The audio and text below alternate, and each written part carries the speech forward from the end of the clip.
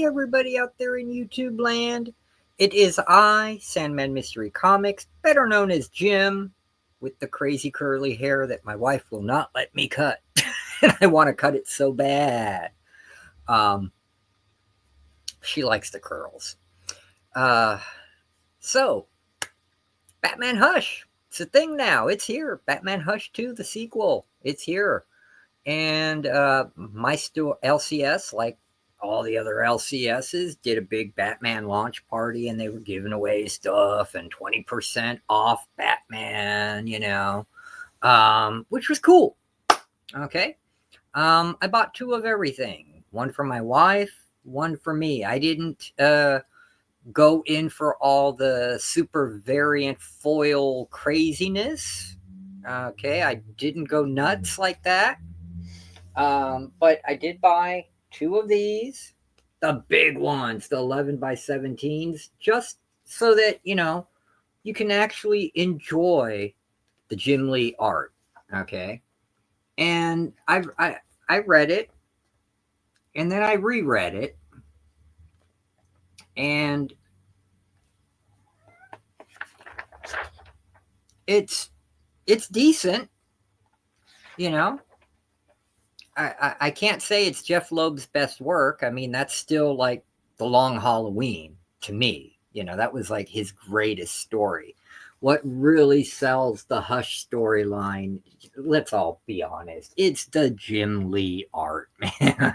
Jim Lee is what sells this book. We know it. We all know it. And the fact that, and I don't know why it did this, it gives previews to the Green Lantern, the absolute Green Lantern, and to Martian Manhunter, in the back here.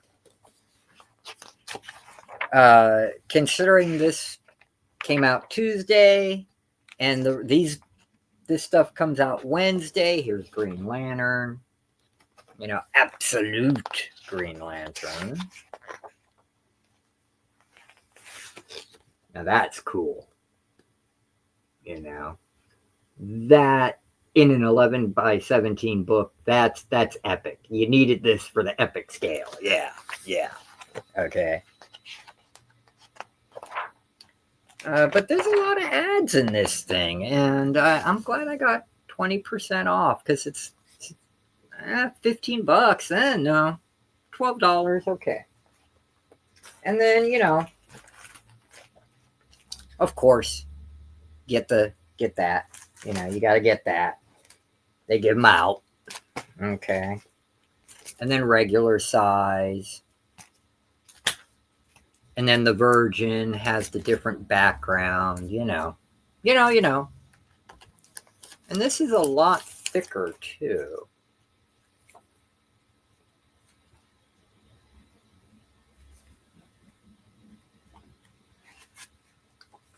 Because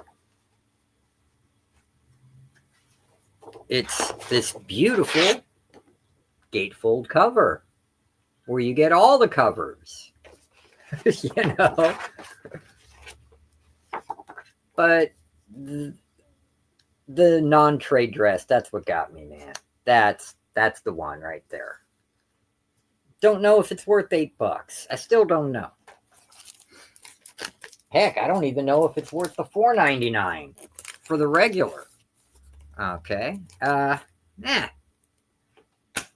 then, of course, while they were doing a drawing for Batman Hush 1, the first series, signed by Jeff Loeb and Jim Lee. You get the first print of the collected edition. I don't know if they call them trade paperbacks now or what, because DC and Marvel got so many different names for their stuff. I didn't win, of course, but while I was there, while you're waiting around, you're looking at all the stuff on the shelves, and dude, I couldn't pass it up. Defenders of the Earth. I love that cartoon. And it's Phantom. It's issue number 2, number 4, and number 5, another Phantom cover. Had to have them. So I need 1 and 3. I can't read these without 1 and 3. So, people, I need your help. If your LCS has a 1 or a 3, help a brother out. Get them for me. I'll be happy to trade you something for them or give you the money and pay for shipping. I don't care. I mean, I can get them on eBay. Easy. I call it FeeBay for a reason. The books will be overpriced to take the 15% fee off. Okay, so they make cover price. And then you're paying for shipping, and all these guys charge at least $6 shipping. So you're paying $11-12 for a $4 book by the time it's all said and done. Don't want to do that. Okay, so if anybody can find number 1 and number 3 of the new Defenders of the Earth series from Mad Cave Comics, hit me up. This is the book. This is an independent. It is incredible. It's like Lord of the Rings and Princess Mononoke and Elric of Melniboné all rolled in. Beautiful art, fantastic story. This is fantasy storytelling at its very freaking best. I cannot say enough about this. I never even heard of this before. I saw it. I started looking through it. The art captivated me. Then when I read the story, look, I'm getting chills talking about it. Now, look at that, hair standing on end. This book is epic. You all need to go out and grab it. You all need to read it. Okay, it is that freaking good. And I don't make those kind of recommendations. The last time I did was on the story Breath of Bones, and only 6 people watched that video. Okay, so watch the video where I did the kaiju review with Breath of Bones and Bigfoot, Sword of the Earth. Those are 2 incredible graphic novels that you need to read, man. They were really, really well done and incredibly well made and fantastic art and even better storylines. But this is done by Archaea Press, published by Boom Studios. It's an odd-shaped one. It's Mouse Guard, Dawn of the Black Axe, issue 1. Yeah. This is incredible stuff, guys. I'm telling you. It's odd-sized. It'll fit in a magazine bag and board. That's what I had to do. Get a magazine bag and board, and it's beat up, crusty, but, at least the book doesn't get damaged. And listen to this. This is how they start the story. Before the blacksmith's kin departed the vulture's flight in the ever after of Sean, his woe was forged in ore, a sorrow made solid, honed with an edge to carve away the pain. But the earliest mouse to hold it aloft did not do so for vengeance' sake. Lo, that mouse saw the ebon blade's true purpose, to champion the living so they may see a new day. Thus begins Bardric's tale, first wielder of the black axe. Dude! That is some straight up Robert E. Howard stuff right there, man. That's the Conan Elric of Melniboné vibes, man. Oh, yes. And then, boom. And that's just on the inside cover. That little intro, kind of like the Star Wars rolling text, man. Just fantastic. And look at this art. How the axe came to Bardric. And there's this little mouse. He's old. He's dragging the axe. He can't even lift it. He is the blacksmith who made it. The whole story takes place in this imaginary forest setting that all the mice have little villages ruled by the Mouse Kingdom, which is ruled by a very benevolent queen. They have the Honor Guard, which are kick-ass mice fighters with swords, spears, all that kind of stuff. But then there's those really high up ones called the honor guard. And the outside of that are what they call the great serpents, which are like these massive pythons. And there's 5 of them, and each one's different, right? And all the villages are being attacked and beleaguered by them, and the mice are being eaten alive, and they eat them, they mate, they lay more eggs, make more offspring. So the great serpents are multiplying, and there's less and less of the mice. He drags it all the way. So anyway, the blacksmith, after his whole family is eaten, made the black blade. It's filled with his sorrow, his hate, his want for revenge, much like Elric of Melniboné Stormbringer, okay? And he brings it to the kingdom, where they're discussing what's going on in the kingdom. And there Bardrick is telling the queen about his visions. He's seeing visions of a great spirit of the forest, Princess Mononoke, a gigantic spirit elk whose legs are the size of tree trunks, and he's massive, okay? You get a little preview of him right here, see? Boom, right there. And there he is telling his tale, and he's showing the black axe that he made, presenting it to the queen and asking for revenge. And they're saying, no, we can't. There's too much troubles. We can't spare. But Bardrick follows him as he leaves dejected, dragging the axe, and says, wait. My life has been alone, without family or trade or shelter, until I came here to Lockhaven with nothing, and I gained everything. In the altruistic spirit of the honor guard, I'll let it all go to give more to every mouse. If I can take your burden, I will. And he takes the black blade, the black axe. Alone? What of elk they say you see? Perhaps I imagine my own conscience. Or the veil between life and death is thin, and I'm guided by the spirit of the ancient giant. I am more comforted to believe the ghosts of the past can find us again. And he says, very well, you shall henceforth be known as the Black Axe. And he's knighted. Boom!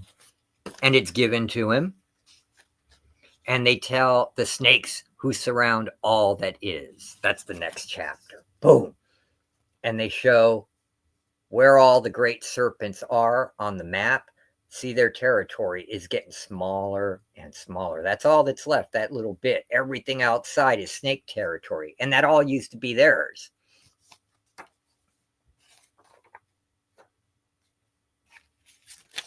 See.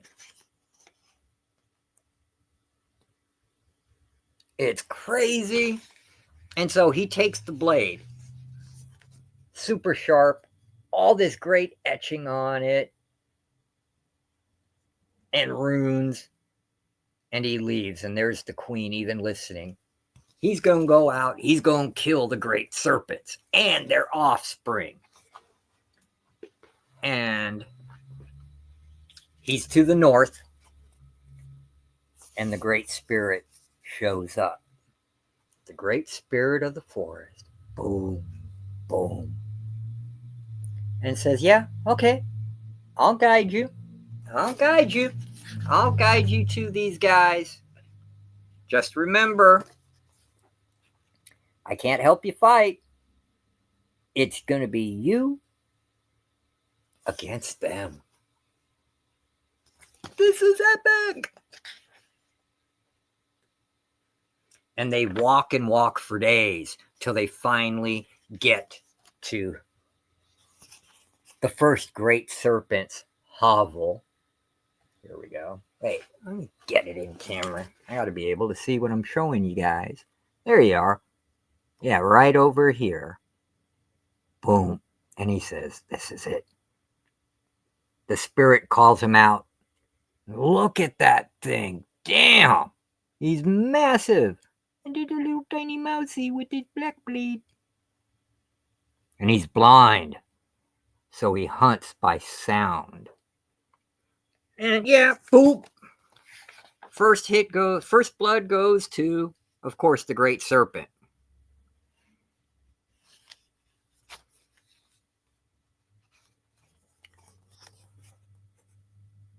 And he jumps to go retrieve the black axe. He rushes at him. Look at that. Rushes at him full force, all his might. And he's ready to hack.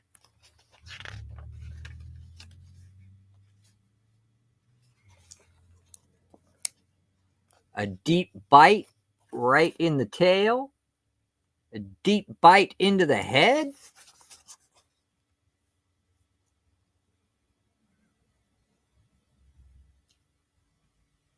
This one is not, this is a snake that doesn't have venom.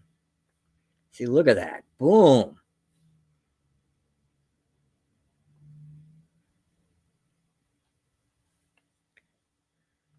And then slits that throat right open.